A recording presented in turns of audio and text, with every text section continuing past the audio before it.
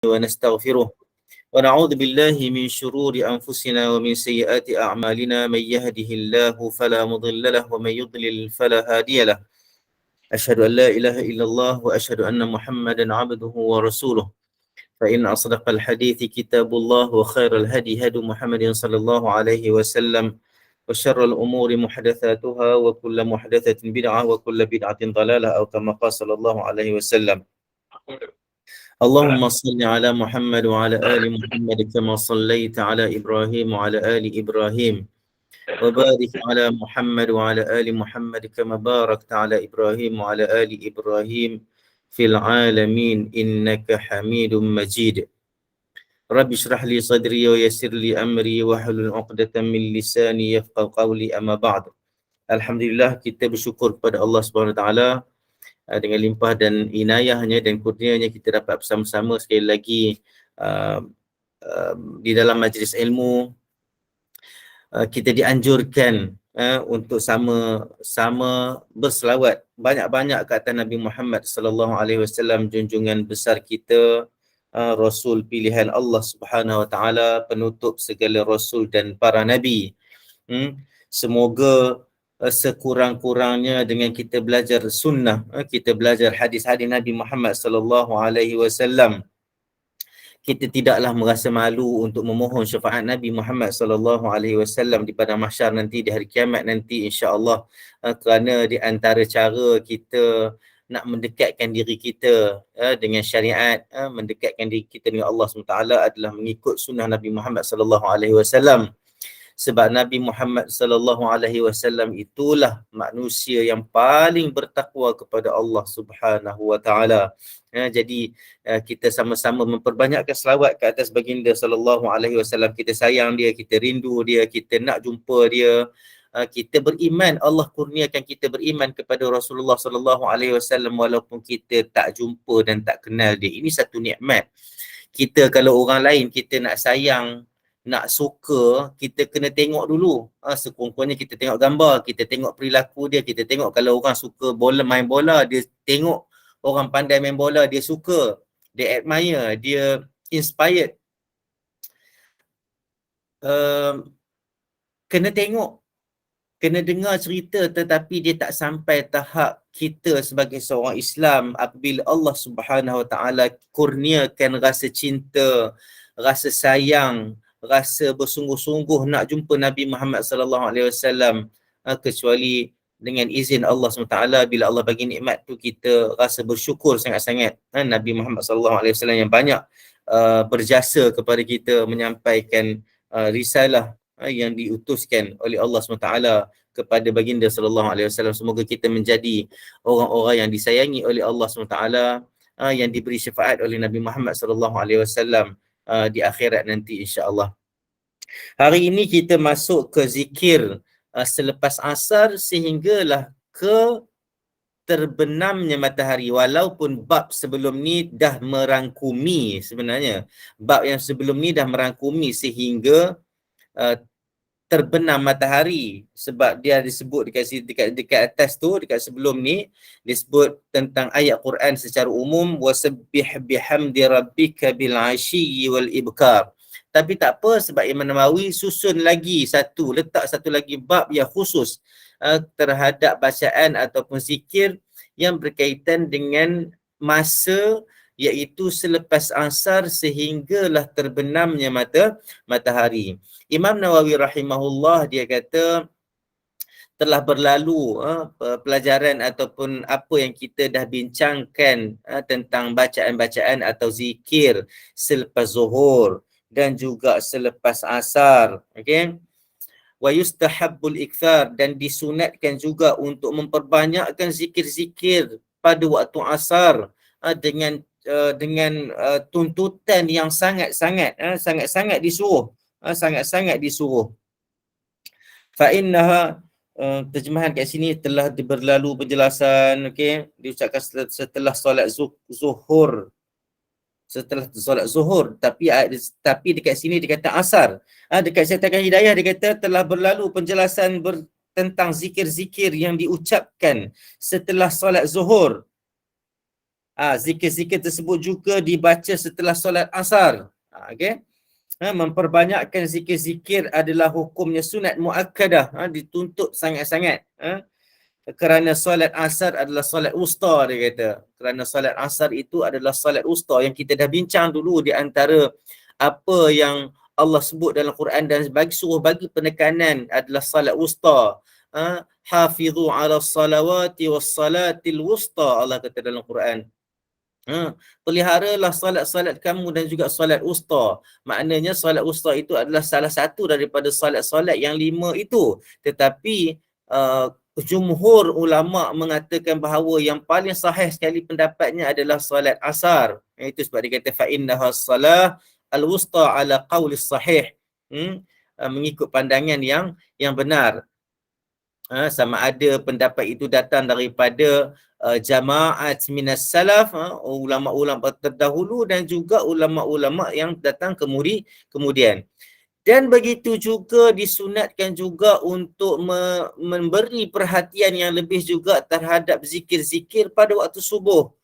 Lepas tu dia kata fahatani salatan asahhu ma qila fi salatil wusta. Kerana dua salat ini adalah pendapat yang paling sahih tentang makna salat wusta. Jadi salat wusta itu apa? Ada ulama yang kata subuh, ada ulama yang kata asar. Okey. Jadi inilah dua pendapat yang merujuk kepada terma salat wusta itu. Tidak ada pendapat yang mengatakan waktu salat yang lain, tetapi dalil-dalil ataupun hujahnya tidak kukuh. Jadi hujah yang kukuh yang ada dalil adalah di kalangan para ulama adalah yang mereka ambil yang sampai kepada mereka daripada Nabi Muhammad SAW adalah salat subuh dan salat asar. Itu ijtihad para ulama lah. Jadi majoriti ulama berijtihad bahawa berdasarkan dalil juga, berdasarkan hujah adalah salat asar dan salat subuh yang merujuk kepada salat wusta. Wa yustahabbul ikthar min al-adhkar ba'da al-'asr wa akhir an-nahar akthar. Okey. Dia kata disunatkan juga memperbanyakkan zikir-zikir selepas waktu asar dan akhir hari. Akhir hari maknanya sebelum terbenamnya matahari. Okey. Dia ulang lagi beberapa ayat Allah Subhanahu Wa Taala yang merujuk kepada zikir-zikir yang disuruh oleh Allah Subhanahu Wa Taala kita menyibukkan diri kita pada waktu itu dengan zikir-zikir. Mungkin pada waktu itu kita banyak kerja dan sebagainya, masih lagi dalam kereta, jadi berperang dengan jam dan sebagainya, sambil-sambil beli sayur dekat supermarket, beli ikan dan sebagainya. Jadi kehidupan kita ini penuh dengan kesibukan, tetapi ia sebenarnya tidaklah menghalang kita daripada terus berzikir. Jadi jadikan ianya rutin, jadikan ianya tabiat lidah kita untuk sentiasa mengingat Allah Subhanahu taala. Dalilnya banyak. Allah kata wasabbih bihamdi rabbika qabla tulu'i syamsi wa qabla ghurubiha. Allah kata lagi wasabbih bihamdi rabbika bil 'ashiyyi wal ibkar. Allah kata lagi wadhkur rabbaka fi nafsika tadarruan wa khifatan wa dunal jahri minal qaul bila bil ghuduwi wal asal. Allah kata Allah kata lagi dalam satu ayat yang lain, surah An-Nur ayat 36. Allah kata apa? Yusabbihu lahu fiha bil ghuduwi wal asal. Rijalun la tulhihim tijaratun wala bay'un an zikrillah. Itu makna dia, boleh tengok dekat dalam terjemahan ya. Wa qad taqaddama anna al-asal ma baina al-'asr wal maghrib. Telah berlalu penerangan bahawa kalimah asal itu adalah waktu di antara asar dan maghrib. Saya nampak ada pop out soalan Puan Nur Adida.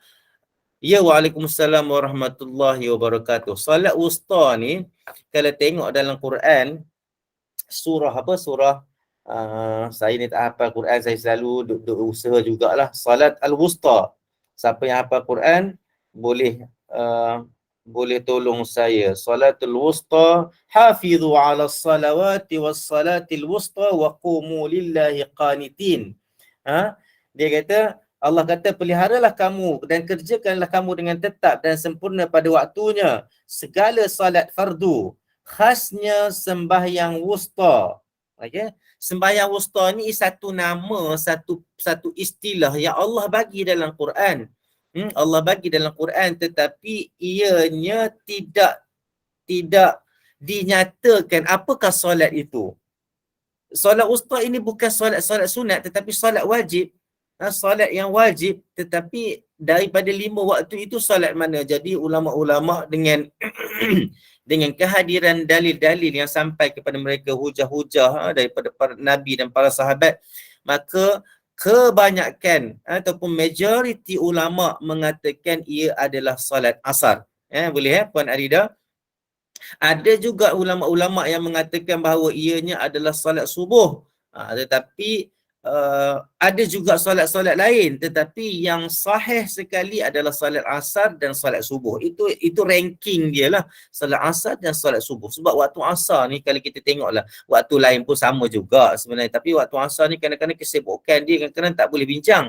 Jadi sibuk, tak tentu dengan kena lalau, ustaz macam mana saya terlepas waktu asar, saya jam, lekat dekat jam, MRT pula rosak, ramai orang tak tahu nak semayang kat mana, macam-macam cerita kan. Jadi Allah tekankan supaya kita kena jaga sungguh-sungguh salat wusta itu. Kalau tengok dalam tafsir pimpinan Ar-Rahman, juga dia terangkan bahawa salat wusta itu salat asar. Salat asar, walaupun perbahasan secara ilmiah, secara akademiknya banyak pendapat tentang salat wusta, tetapi pilihan tafsir pimpinan Ar-Rahman salat asar. Lepas tu di antara ranking yang kedua, ranking kedua pula adalah solat subuh. Lepas tu ada banyak lagi waktu-waktu lain yang dibincangkan oleh para ulama, majoritinya adalah solat asar ataupun solat subuh. Peliharalah kedua-duanya, bukanlah waktu lain itu tidak dipelihara, sebab Allah dah kata dah, hafizu 'alas salawati was salatil wusta. Allah suruh jaga sungguh-sungguh solat-solat fardu ini dan juga solat wusta, iaitu asar dan subuh, asar ataupun subuh.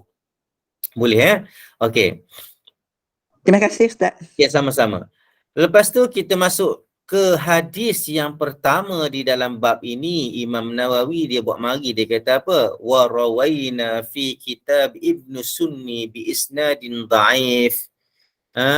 Kami meriwayatkan di dalam kitab Ibnu Sunni bi isnadin dhaif, dengan sanad yang dhaif. Dia declare dekat situ di sisi Imam Nawawi, pada dia sanad tu dhaif, tapi dia bawa juga sebab di sisi dia, sebab kan kita dah bincang hari tu, ada benda yang dia declare, ada benda yang dia senyapkan untuk penelitian ulama-ulama yang datang selepas dia. Okey. Daripada Anas radhiyallahu anhu Anas kata, qala Rasulullah sallallahu alaihi wasallam, Rasulullah sallallahu alaihi wasallam telah bersabda, لأن أجلس مع قوم يذكرون الله عز وجل من صلاة العصر إلى أن تغرب الشمس أحب إلي من أن أعتق 8 من ولد إسماعيل أو كما قال صلى الله عليه وسلم. Nabi bersabda, dia kata, sesungguhnya untuk aku duduk bersama-sama dengan sekumpulan manusia, satu kaum. Kaum ni boleh jadi seorang, boleh jadi 2 orang, boleh jadi kumpulan. Jadi untuk aku berada dan duduk dengan satu orang ataupun satu kelompok manusia, yang mana dekat sini yadhkurun Allah, maksudnya kelompok manusia lah, sebab jamak sirah dia ataupun perkataannya perkataan plural. Jadi kaumun dekat sini membawa makna ramai orang. Untuk aku bersama-sama duduk dengan satu-satu kaum, sekumpulan manusia yang mereka itu menyebut dan mengingati Allah Subhanahu wa taala Azza wa Jalla, daripada salat asar sehinggalah terbenamnya matahari adalah lebih aku cintai, adalah lebih aku suka daripada aku membebaskan 8 orang hamba dari kalangan anak Ismail. Anak Ismail ni kita dah bincang dah sebelum ni, maksudnya bukan nak letak dipanggil hierarki ataupun kasta di dalam agama Islam, tetapi setiap orang tu kan ada kelebihan-kelebihan nasabnya dan sebagainya. Jadi nasab Nabi Ismail ini memang diperakui lah nasab keturunan Nabi dan para rasul ke atas ni kan, Nabi Ibrahim dan sebagainya. Ibrahim juga dikategorikan ataupun digelarkan sebagai Abul Anbiya, bapa segala nabi-nabi. Maka dia kata untuk aku duduk dengan satu kaum, satu kumpulan manusia yang mereka itu mengingati Allah SWT daripada salat asar hingga ke salat maghrib, sehingga ke selepas solat asar, daripada solat asar sehinggalah terbenamnya matahari, adalah aku suka daripada aku membebaskan 8 orang hamba daripada kalangan anak-anak Ismail alaihi salam. Hadis ini kategorinya hasan li ghairi. Tak apalah kalau sebut dia hasan li ghairi, walaupun dekat sana sebelum itu Imam Nawawi kata dhaif di sisi dia, tapi selepas ditelusuri, diteliti oleh pakar penilai hadis, maka hukumnya adalah hasan. Hasan li ghairi ni di antara yang dia jadi hasan dengan sebab qarinah ataupun sokongan lain. Ada hadis yang jadi hasan, martabat dia tu dengan sebab dia punya diri sendiri, matan dia, sanad dia dengan matan dia. Dia panggil hasan li dhati. Jadi hasan li ghairi ni sikit lagi nak pergi kepada dhaif lah, tapi masih boleh diterima, boleh faham. Jadi kalau kita tengok dekat sini, ini kaki-kaki yang main sukan, termasuklah saya kadang-kadang bila tengok hadis ni, ya Allah, aku ni berdosa ke aku bersukan kan? Berdosa ke aku itu sebab waktunya adalah waktu asar. Biasa orang bersukan, orang main dan sebagainya memang bermula daripada selepas waktu asar sehinggalah sebelum waktu maghrib. Jadi sebenarnya adakah hadis ini menghalang ataupun mengharamkan kita untuk beraktiviti? Sebenarnya tidaklah begitu, tetapi nak bagi tahu bahawa perlu ada zikir, perlu kita fokuskan dan bagi senggang waktu untuk kita berzikir. Dalam hadis ini dia sebut bersama-sama sekumpulan manusia, tetapi ia tidak menjadi kewajipan untuk bersama-sama sekumpulan manusia, tetapi ia adalah satu suruhan. Itu sebab bila suruhan dan anjuran, itu sebab bila teringat dan terfikir dulu-dulu masa dekat tempat saya belajar, teringat balik sebenarnya Syekh ni, kami belajar dengan Syekh lepas asar kayu basikal. Jadi bersukan, tetapi bukanlah setiap hari kita kena bersukan. Bukanlah setiap hari kita, setiap hari sepatutnya kita fokuskan dulu kepada perkara-perkara berfaedah, tentu utamanya zikir-zikir. Dan kami belajar kitab dan sebagainya adalah selepas asar banyaknya. Selepas asar sampai waktu maghrib, lepas tu balik. Ada masa kita bersukan, tetapi kalaulah kita ada masa untuk bersukan dan buat aktiviti-aktiviti riyadhah, mestilah pasang niat elok-elok untuk kesihatan badan, untuk kita ada ukhuwah dengan kawan-kawan, supaya kita bercampur kaul dengan orang lain, li ta'arafu juga. Jadi di senggang masa itu sebenarnya kita masih mampu untuk berzikir kepada Allah SWT. Itu sebab kalau kita tengok, bukanlah nak kata orang tapi itulah tarbiyah yang diajarkan di sekolah-sekolah agama dan sebagainya, walaupun ataupun mungkin bukan sekolah agama, tetapi kalau ada orang yang mentarbiyah pelajar-pelajar ini dengan perkataan-perkataan, kalau dia nak marah pun dia keluar benda-benda lain selain daripada dia kata mak engkau, pocot, ataupun dengan kata-kata yang tidak ada makna ataupun menghina orang lain. Tetapi kalau kita dengar sesengah budak-budak yang dekat sekolah-sekolah agama contohnya, kalau dia astagfirullah, Allahu Akbar, Masya Allah. Jadi itulah zikir-zikir yang sebenarnya patut mereka faham apa yang mereka katakan, supaya kita ni tidaklah orang kata apa, ada senggang waktu yang kita tidak berzikir kepada Allah SWT, ataupun untuk memelihara zikir ataupun anjuran zikir seperti mana Nabi sebut dalam hadis ini. Kita kenalah letak selepas solat asar itu waktu yang sedikit, ada waktu, bukan sedikit lah sebenarnya, sepatutnya banyak. Kita letak waktu untuk kita berzikir kepada Allah Subhanahu Wa Taala, untuk kita berzikir kepada Allah Subhanahu Wa Taala, sebab anjurannya besar, fadilatnya besar. Nabi kata aku lebih suka daripada aku bebaskan 8 orang hamba daripada anak Ismail ataupun keturunan Nabi Ismail alaihi salam. Maka anjuran itu anjuran yang besar. fadilatnya besar, maka kita kena kejar, kita kena kejar. Walaupun kita bersukan, kita apa, kita kena ingat. Tapi kalaulah kita, sebenarnya kita dalam satu minggu itu, kita kena ada dah masa-masa. Kalau tengok dekat Spark ataupun mungkin kumpulan-kumpulan lain, mungkin mereka ada majlis-majlis ilmu. Maka majlis-majlis ilmu itu amat-amat bagus. Kalau lepas asar pun tak apa, sebab ia tergolong juga supaya kita duduk dalam majlis ilmu yang mana ianya mengutamakan zikir ataupun kita ingat kepada Allah SWT dan ingat kepada uh, uh, tanggungjawab kita untuk bersyukur dan berzikir kepada Allah Subhanahu Wa Taala. Boleh faham maknanya kadang-kadang orang kata mana ustaz tak sempat, sebab kalau ikut kesibukan orang sekarang memang payah lepas asar tu untuk ada majlis zikir, tetapi sebenarnya boleh, sebenarnya sempat. Kalau tidak boleh lama, sedikit, maka selepas asar itu pastikan kita duduk dan kita berzikir sebanyaknya sebelum kita buat kerja lain. Kalau ada keperluan untuk buat kerja lain, maka kita minta daripada Allah SWT untuk kita sentiasa menjadi manusia yang mengutamakan apa yang Nabi suruh dan membuat apa yang dianjurkan dan dinasihatkan oleh Nabi Muhammad SAW. Okey, ada soalan. Ada zikir khusus ke untuk diamalkan waktu ini? Sebelum ni ada ustaz ajar tasbih, tahlil, takbir, haqalah. Itulah yang kita sedang berada di dalamnya. Ini adalah zikir pada waktu asar ini. Sebenarnya kalau ikut mukadimah yang bab-bab sebelum ini, di sana terdapat zikir-zikir yang umum. Pada awal kitab Al-Azkar ini ada disebutkan tentang zikir-zikir yang umum, termasuklah tasbih, termasuklah subhanallah,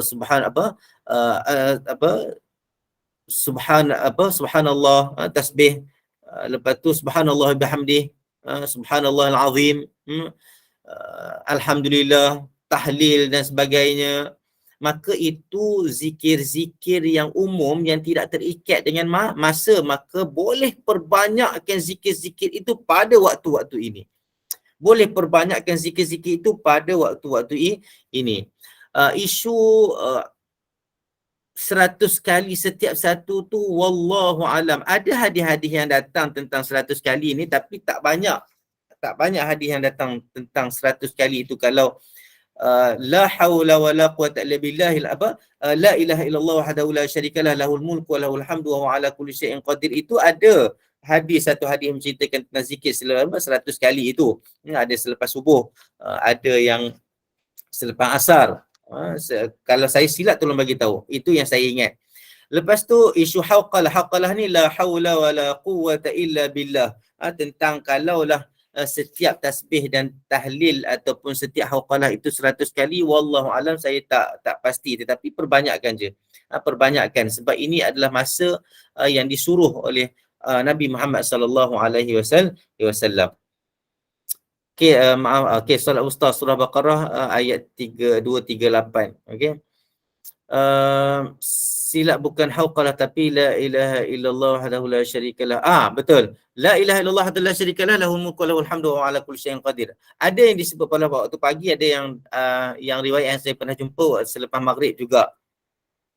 Ataupun ada satu hadis itu disebut 100 kali satu hari.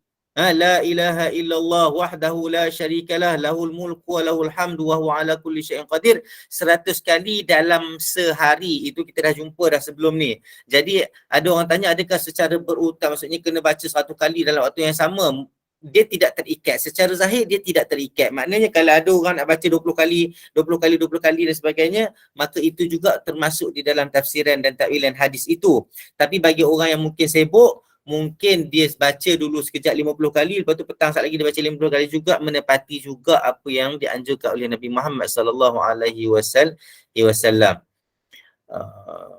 Okey. 234 surah Al-Baqarah.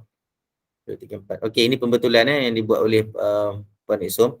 Okey, Siti Aminah, setahu saya astagfirullah 70 kali. Astagfirullah 70 kali ni dia bukan khusus kepada mana-mana waktu. Dia tidak khusus kepada mana waktu, cumanya Nabi ada sebut dalam satu hadis tentang dia beristighfar tidak kurang 70 kali dia sebut sab'ina marrah, sab'ina marrah, wa inni la astaghfirannallah wa atubu ilaihi sab'ina marrah. Kejap saya cek balik senggang waktu ni kejap Istighfar.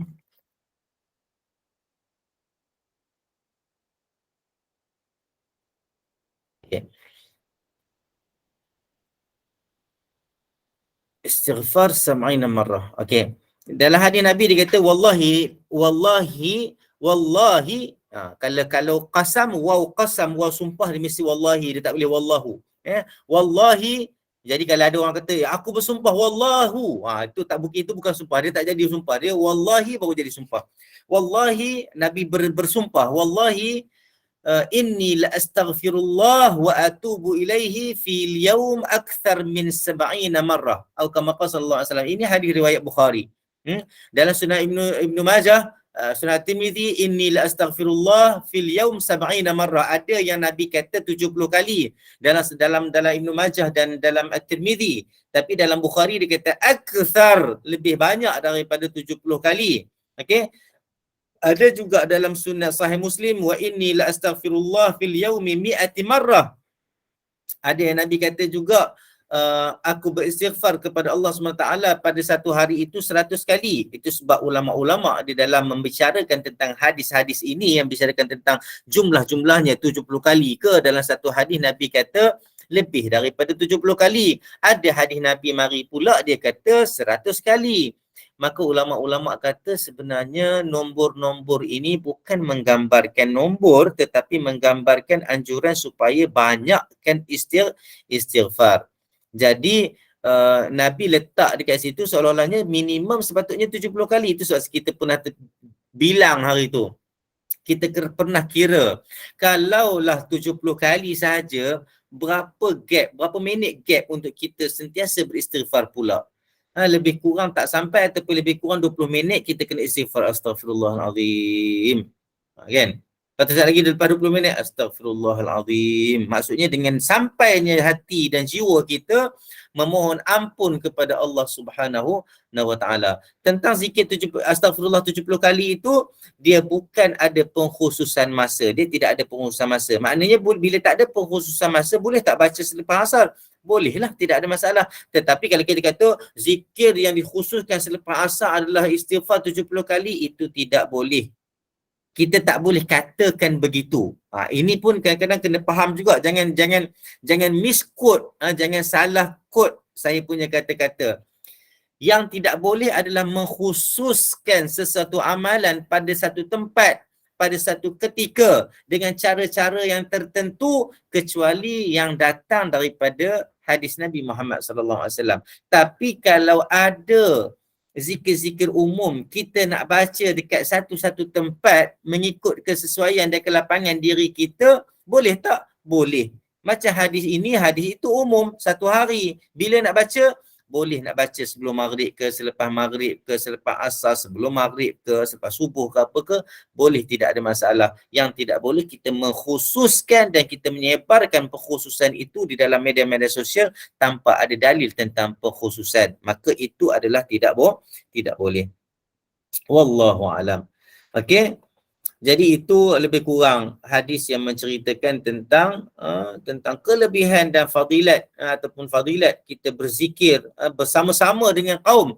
Kalau ada, maksudnya bila Nabi kata macam ni, maksudnya boleh tak kita buat halaqah ataupun kita duduk ramai-ramai sejak berzikir. Berzikir, ingat bila saya kata halaqah zikir ini boleh, tetapi jangan kuat-kuat sebab dia kena kembali kepada kaedah dan konsep berzikir mesti perlahan. Jadi setiap orang berzikir dalam keadaan dia bermunajat kepada Allah SWT. Jadi jangan kacau orang bermunajat kepada Allah Subhanahu wa taala.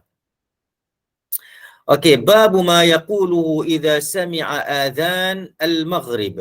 Bab pada menyatakan apa yang disebut ataupun dizikirkan apabila seseorang itu mendengar azan maghrib. Rawaina fi sunani Abi Dawud wa Tirmizi an Ummi Salamah radhiyallahu anha qalat 'allamani Rasulullah sallallahu alaihi wasallam an aqula 'inda adhanil maghrib Allahumma hadha iqbalu laylik wa idbaru naharik wa aswatu du'atik faghfirli. Ya, ini yang disebut di dalam hadis ini. Okey, kami meriwayatkan di dalam Sunan Abi Dawud dan Tirmizi daripada Ummi Salamah, isteri Nabi Muhammad sallallahu alaihi wasallam. Dia kata Nabi sallallahu alaihi wasallam, Rasulullah sallallahu alaihi wasallam telah mengajarkan kepadaku untuk aku menyebut apabila mendengar azan maghrib, ataupun maksudnya bila dengar je azan maghrib, inda azanil maghrib. Inda ni makna dia tengah-tengah atau mula je muazzin sebut Allahu Akbar. Salat maghrib itu boleh dah baca doa ni? Boleh. Sebab dia kata inda azanil maghrib. Tidak ada tegahan untuk kita diam semasa solat maghrib. Kita disuruh untuk menjawab. Tetapi adabnya jangan bercakap. Cakap perkara yang tidak boleh ataupun perkara yang lara dan perkara yang tidak penting. Tetapi doa ni penting. Zikir ni penting tak? Zikir ni penting. Kalau ada doa, kalau nak kata alhamdulillah dah masuk maghrib, boleh, tak ada masalah. Tengah-tengah tu muazzin tu azan tu kita kata, tapi janganlah kuat-kuat. Bukan suruh kuat-kuat. Maksudnya kita alhamdulillah sampai, sebab kita ni orang Islam ni, bila kita ditakdirkan je untuk sampai ke satu-satu waktu solat, sepatutnya kita kena insaf dan kita kena rasa berterima kasih dan bersyukur kepada Allah Subhanahu Wa Taala sebab Allah bagi kita peluang untuk terus hidup di senggang-senggang waktu yang kita ada. Waktu solat itulah di antara waktu yang sebenarnya ditunggu-tunggu oleh orang-orang saleh, ditunggu oleh orang-orang yang bertakwa untuk berjumpa dengan Allah Subhanahu Wa Taala. Bukan makna berjumpa itu maknanya berjumpa macam kita faham, tetapi berjumpa macam yang sepatutnya kita berhadapan dengan Allah Subhanahu Wa Taala. Kalau kita tengok hadis ihsan itu, sesungguhnya Nabi kata al-ihsan an ta'budallah ka'annaka tarahu fa in lam takun tarahu fa innahu yaraka. Ihsan itu adalah kamu beribadat seperti mana kamu melihat Allah Subhanahu Wa Taala. Kalau tak boleh juga, ketahuilah bahawa Allah melihat kamu. Jadi orang Islam kena faham benda ni, bukan melihat dengan mata, bukan kita nampak Tuhan dengan mata, tetapi kita meyakini, kita akidah kita yang bahawa Allah itu, kita tengok Allah Subhanahu Wa Taala. Boleh faham ini bukan isu menjisimkan Allah, ini bukan isu menyerupakan Allah SWT dengan apa-apa. Maha suci Allah Subhanahu Wa Taala, tapi itu yang disebut di dalam hadis tentang ihsan. Maka bila kita nak solat, itu di antara kita, tempat kita diberi ruang untuk ingat Allah SWT. Kalaulah tidak ada solat 5 waktu tu, ya Allah, tak tahulah ke mana lara dan lalainya kita. Maka kita kena bersyukur kepada Allah Ta'ala. Allah dah susun untuk kita supaya kita ingat kepada dia. Allah susunkan segala zikir supaya kita ingat kepada dia. Allah susun segala solat-solat sunat dan perkara-perkara sunat, perkara-perkara kebaikan supaya kita sentiasa ingat kepada Allah Ta'ala. Sebab dengan ingat kepada Allah Ta'ala itu datang insaf, datang takwa, datang takut kepada Allah SWT. Semoga kita menjadi hamba-hamba Allah Ta'ala yang bertakwa dan salih-salihah, insyaAllah. Okey, kalau kita tengok kat sini, dia kata bila dengar je, Nabi Ummi Salamah kata Rasulullah sallallahu alaihi wasallam mengajarkan aku bila aku dengar azan, bila dengar azan maghrib, dia kata Allahumma hadza iqbalu lailih. Ya Allah, ya Tuhanku, ini adalah permulaan kepada malammu, ya Allah.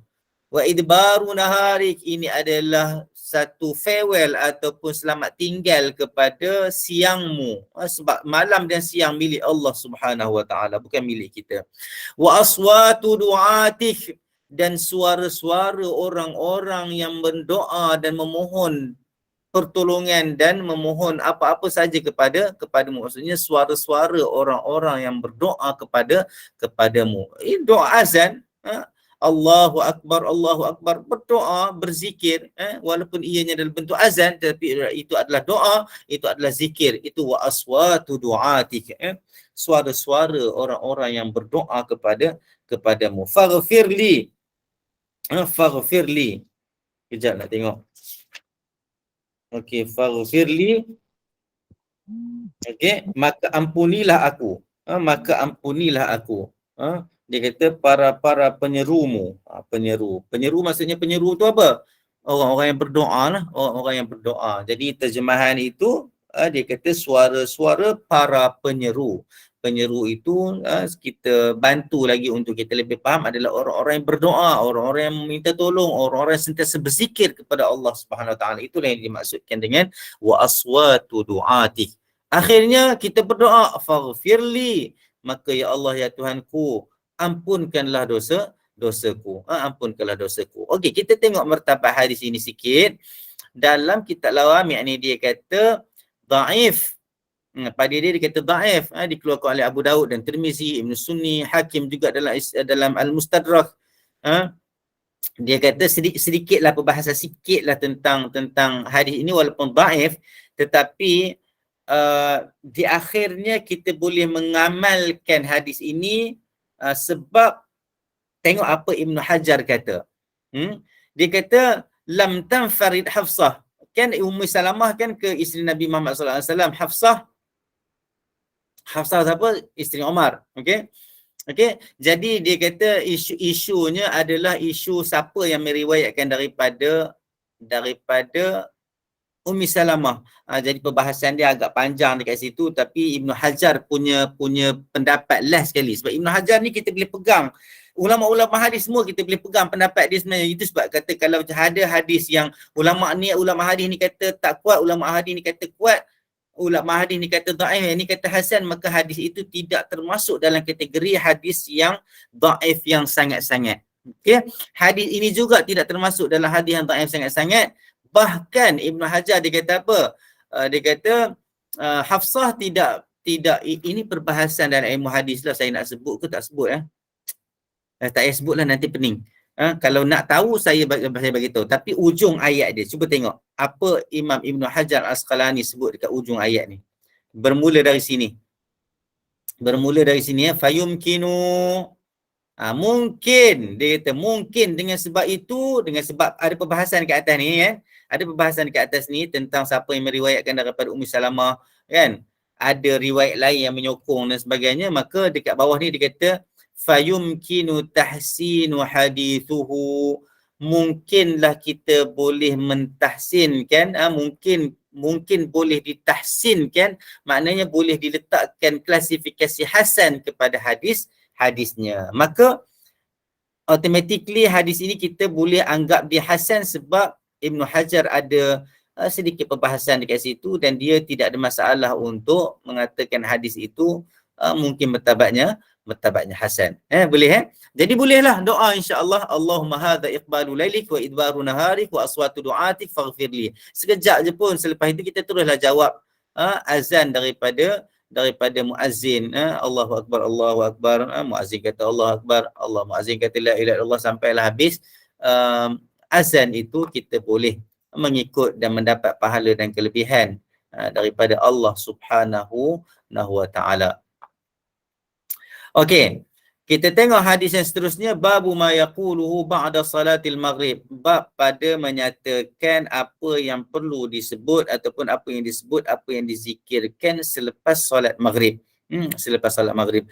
Telah berlalu penjelasan yang kita dah baca tentang dah sebut tentang zikir-zikir selepas solat. Betul kita dah baca zikir-zikir selepas solat kan? Zikir-zikir selepas solat kita dah baca dah. Ini disebutkan lagi dalam bab apa yang disebut selepas solat maghrib.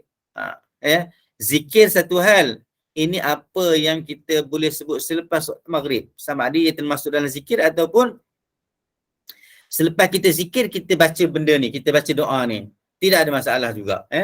Okey. Dia kata apa? Dia kata marawaina. Lepas tu dia kata wa yustahabbu ayyasida fa yaqulu ba'da ayusalli sunnatal maghrib. Dan disunatkan untuk ditambah dan dibaca selepas solat sunat maghrib, iaitu 2 rakaat. Boleh ke saya sentuh sikit sebab minggu lepas sesi yang lepas tu macam kita ada banyak perbahasan kita tentang jenis-jenis solat sunat, betul tak? Jenis-jenis solat sunat solat sunat qabliyah rawatib dengan solat sunat ba'diyah kan, solat sunat nafilah. Dia sebenarnya ada banyak hadis yang menceritakan tentang solat-solat sunat rawatib ini. Ada yang mengatakan bahawa Nabi ini melazimi 12 rakaat yang dia tak pernah tinggal pada waktu hadar. Hadar ini waktu dia tidak musafir. Iaitu 12 rakaat. Ya apa dia? 2 rakaat sebelum zuhur, 2 rakaat selepas zuhur. Ini hadis yang diriwayatkan oleh Imam Bukhari dan Muslim. Dia kata annahu kana yusalli fil yaumi wal lailati 10 rakaat yuwazibu 'alaiha. Dia tak pernah tinggal. Melazimi sintai qabla al-maghrib, 2 rakaat sintai qabla adh-dhuhr, 2 rakaat sebelum zuhur, wa sintain ba'daha, 2 rakaat selepas zuhur, 2 rakaat selepas maghrib, sintain ba'da al-maghrib, wa sintain ba'da al-isya, 2 rakaat selepas isya, wa sintain qabla as-subh, dan 2 rakaat sebelum subuh. Okey. Tapi ada juga hadis yang lain menceritakan bahawa annahu, daripada Bukhari dan Muslim juga, daripada Aisyah radhiyallahu anha, dia kata annahu kana la yada'u arba'an qabla dhuhri. Aisyah kata Nabi tak pernah tinggal 4 rakaat sebelum zuhur.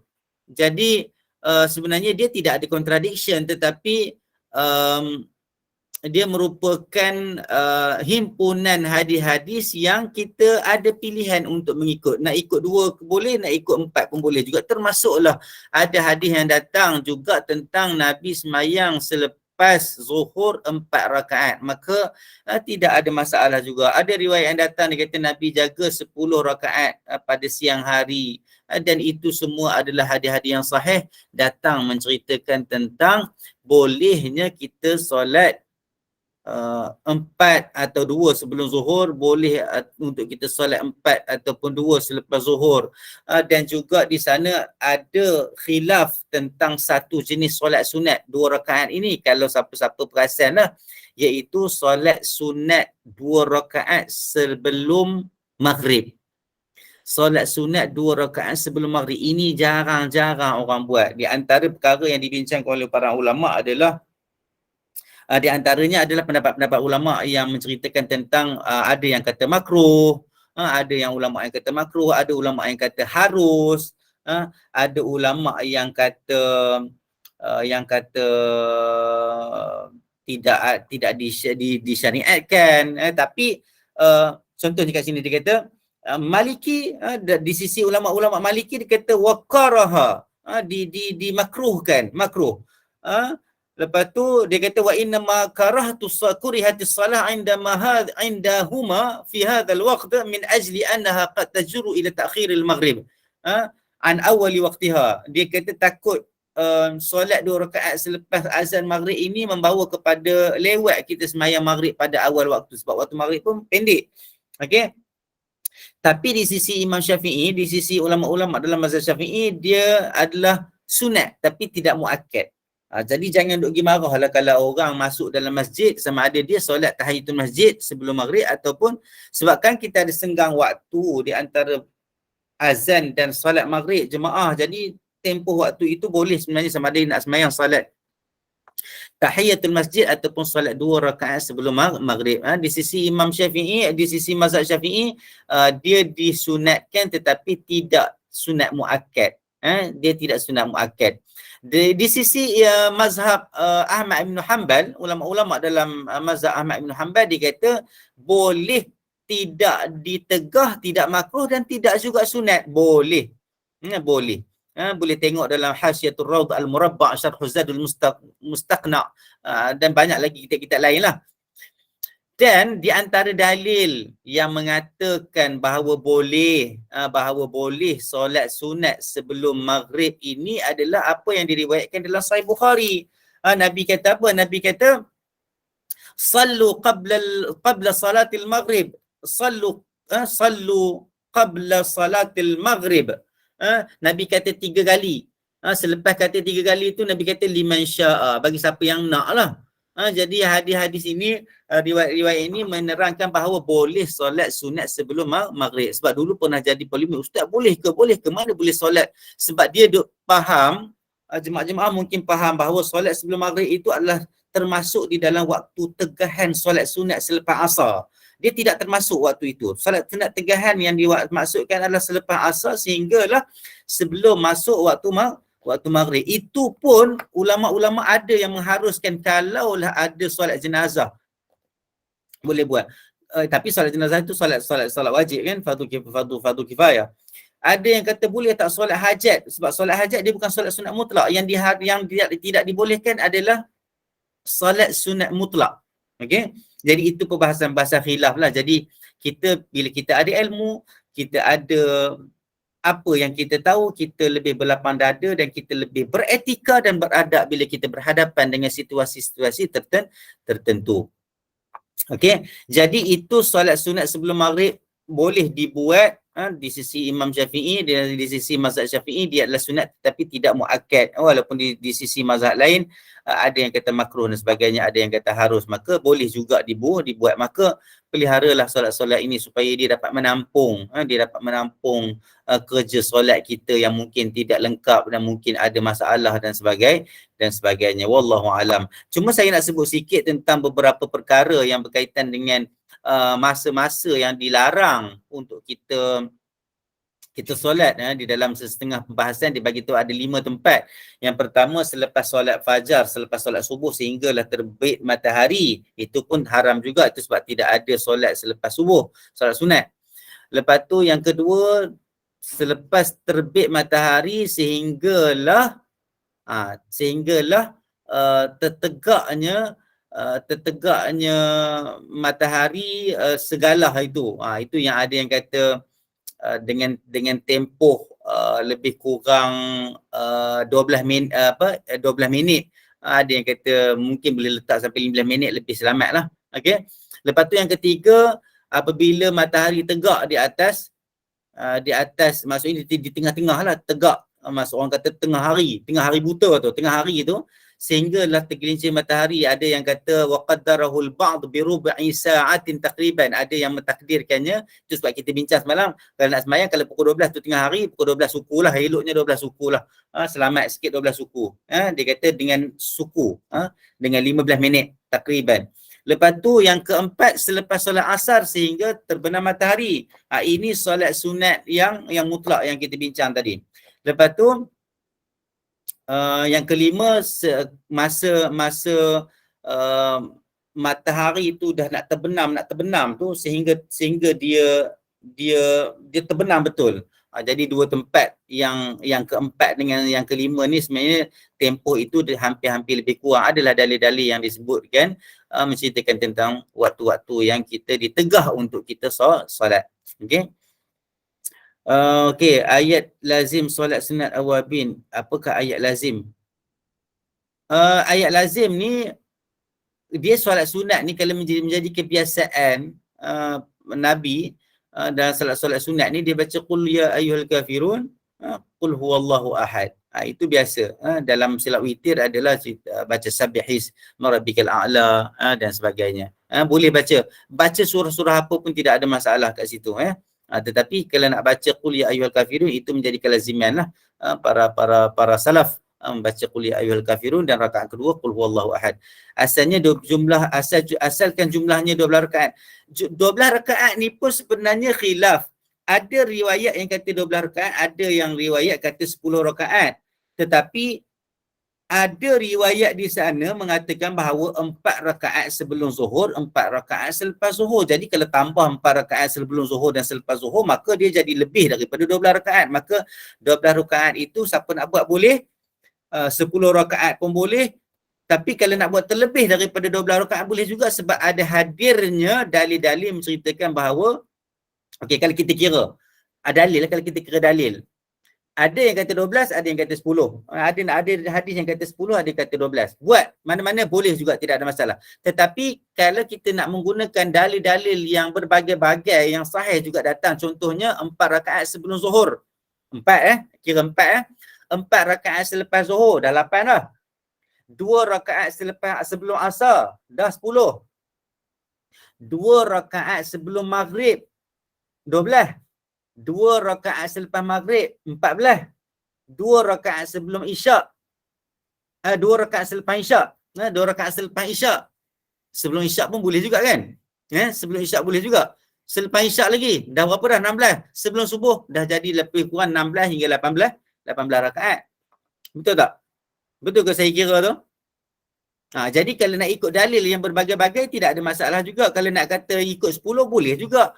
Nak ikut 12 boleh juga. Ikut kekuatan dan kelapangan diri kita untuk melakukan perkara-perkara sunat yang diajarkan oleh Nabi Muhammad sallallahu alaihi wasallam. Kejap Tekak saya dah rasa gatal.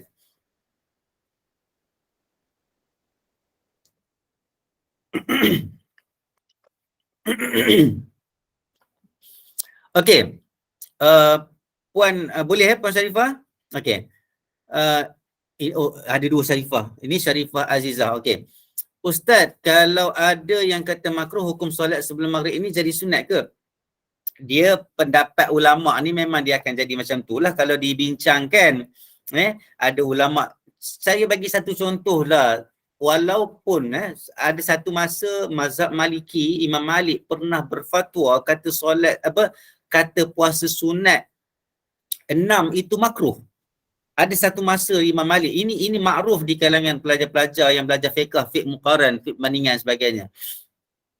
Tetapi bila Imam Malik berfatwa gitu, sebenarnya bukannya fatwa kata hukum itu makruh untuk puasa sunat 6, tak. Tetapi bila dia melihatkan kepada keadaan masyarakat yang hampir menganggap puasa sunat 6 itu jadi wajib, maka itu tidak boleh. Itu salah satu sebab kenapa fatwa-fatwa di kalangan para ulama berbeza, tetapi dia dalam bentuk temporary. Itu satu. Yang kedua, ulama-ulama berbeza mengatakan makruh atau tidak makruh ataupun sunat ini bergantung kepada hadis yang sampai kepada dia pada ketika itu. Yang kedua. Yang ketiga, dia berbeza hukum di kalangan para ulama ini berdasarkan bagaimana dia menilai hadis tersebut. Bila kita bincang tentang hadis, kita dah bincangkan ada ulama kata dhaif, ada ulama kata sahih, ada ulama majoriti kata sahih. Kan kita dah bincang tentang bagaimana perkara dan situasi itu berlaku sehinggalah membawa kepada hadis itu tidaklah sampai kepada tahap dhaif yang sangat-sangat. Tetapi kalau semua ulama kata dhaif yang sangat-sangat ataupun maudhu', maka itu dah confirm dia jadi dhaif yang sangat-sangat dan maudhu'. Maka hasil daripada perkara ini, situasi inilah berbezanya juga pendapat para ulama tentang hukum sesuatu perkara cabang di dalam Islam. Termasuklah isu solat sunat sebelum maghrib. Dan bila ditelusuri tadi, saya pun dah tengok dah dalam Durar, memang ada riwayat mengatakan Nabi suruh sembahyang sunat sebelum maghrib, tetapi pada kali ketiga Nabi suruh tu Nabi kata liman sya'a, untuk bagi siapa yang nak. Bagi siapa yang nak. Maka di sisi ulama-ulama dalam mazhab Syafi'i, mereka mengatakan ia sunat tetapi tidak muakkad. Okey. Jadi itulah perkara yang jadinya. Maksudnya boleh jadi di kalangan ada kata makruh, ada kata hukum solat maghrib ini dia jadi sunat itu tapi tidak muakkad. Itu di sisi mazhab Syafi'i lah, di sisi mazhab Syafi'i. Tidak ada masalah, ikut je. Kalau siapa yang kata tak nak buat disebabkan dia pegang kepada pendapat yang kata makruh, kita pulang, tidak ada masalah juga, sebab itu pun bukan pendapat kita yang biasa-biasa, tetapi pendapat ulama-ulama yang mutabar berdasarkan dalil yang mereka ada. Kalau nak kata ia hukumnya sunat tidak muakkad pun boleh juga, sebab ada ulama kata begitu, dan semuanya kembali kepada dalil. Ustaz, hadis 250 solat 2 rakaat selepas solat maghrib, adakah ini solat rawatib selepas maghrib atau solat sunat mutlak atau solat awabin? Dia solat sunat rawatib lepas maghrib. Okey, kalau tengok dekat sini, kalau tengok hadis yang kita baca tadi, dia kata, tengok hadis yang kita baca tadi, dia kata Nabi tidak pernah tinggalkan 2 rakaat. Dia termasuk itu rawatib ke nafi, dia ada nafilah, dia ada rawatib, dia ada awabin, dia ada istilah-istilah berdasarkan ada hadis, ada riwayat. Tetapi yang pentingnya kita kena faham ia adalah solat sunat. Jadi kalau kita solat sunat pada tempat itu, kita niatkan ia adalah selepas maghrib, dia akan jadi selepas maghrib lah. So kalau tengok dekat sini, dia kata 12 rakaat. 2 rakaat sebelum zuhur, 2 rakaat selepas zuhur, 2 rakaat selepas maghrib, 2 rakaat selepas isyak, 2 rakaat sebelum subuh. Lepas tu hadis lain kata Nabi tidak tinggalkan sembahyang sunat 4 rakaat sebelum zuhur. Lepas tu dalam riwayat Tirmizi pula dia kata apa? Arba'an qabla zuhr wa thintain ba'daha wa thintain ba'dal maghrib wa thintain ba'dal isya wa thintain qabla subhi. Maksudnya 4 rakaat sebelum zuhur, 2 rakaat selepasnya, 2 rakaat selepas maghrib, 2 rakaat selepas isyak, 2 rakaat sebelum subuh. Maka sebenarnya terlalu banyak hadis-hadis yang datang tentang perkara ini. Yang penting kita buat solat sunat itu mesti ada dalil. Mesti ada dalil. Okey, terima kasih. Sunat selepas isyak 2 rakaat 4 rakaat tanpa tahiyat awal ada ke? Okey. Solat sunat lepas isyak ni sebenarnya kalau ikut 2 rakaat. Tetapi kalau nak buat 4 tidak ada masalah juga sebab dia termasuk dalam solat malam. Sebab Nabi pun solat malam juga. Sebab dalam ikut riwayat Aisyah, Nabi tak pernah lebih daripada 11 rakaat satu malam termasuk witir. Maka kalau nak buat 4 pun tidak ada masalah juga. Tidak ada masalah juga. Kejap ambil masa sikit boleh tak?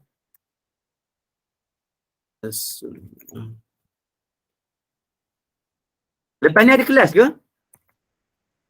Pemuda Tak ada Ustaz. Kita ada baca Al-Kahfi. Okey. So saya boleh lajak sikit kan? Boleh sampai 9-10 minit pun okey. Okey insya-Allah. Ba'dal Isya. Okey. Sunnatus salatul Isya. Dia kata apa? Dia kata rakaatan. Dia kata ada 2 rakaat. 2 rakaat ba'da salatul Isya. Berdasarkan kata-kata Ibnu Umar.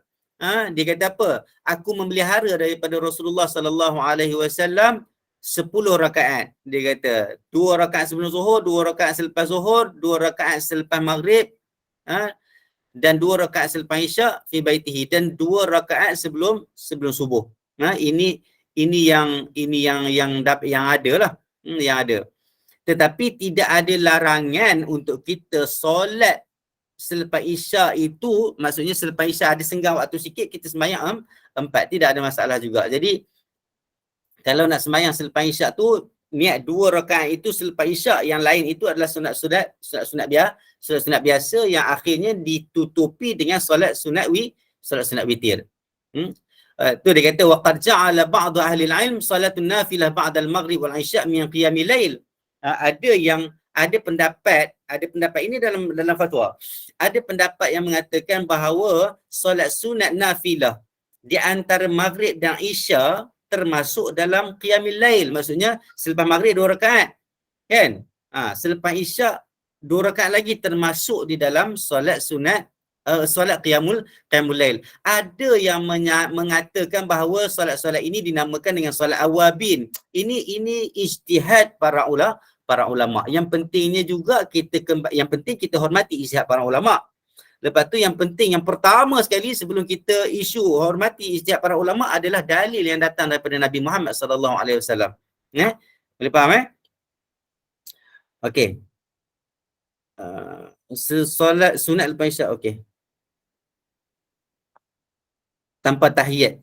Dia kali ikut tidak ada. Kali ikut tak ada 4 rakaat selepas isyak tanpa tahiyat. Maksudnya dari segi dalil tak ada. Tapi kalau buat, dia tidak menjadi haram lah. Cumanya dia khilaf sunnah dia panggil. Dia panggil tidak mengikut sunnah.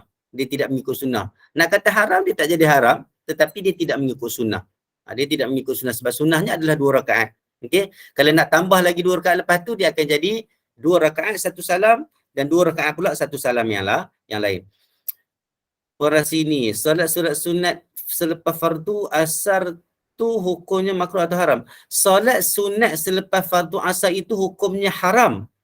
Maksudnya solat sunat mutlak adalah haram. Cuma solat sunat yang ada sebab, ada khilaf di kalangan para ulama lah. Yang diharamkan itu adalah solat sunat mutlak. Saja-saja je solat sunat ba'diyah asar tak boleh. Saja-saja je solat sunat biasa-biasa selepas asar tak boleh. Waktu lain tidak ada masalah. Yang tadi kita sebut ada 5 waktu tadi. Okay, waktu yang selain daripada ni, solatlah sunat mutlak pun tidak ada masalah. Berapa rakaat sembahyanglah, sebab itu adalah keluasan yang diberikan oleh Islam. Okay. Tanpa tahiyat awal ada ke Ustaz? Ini kalau lepas isyak tak ada.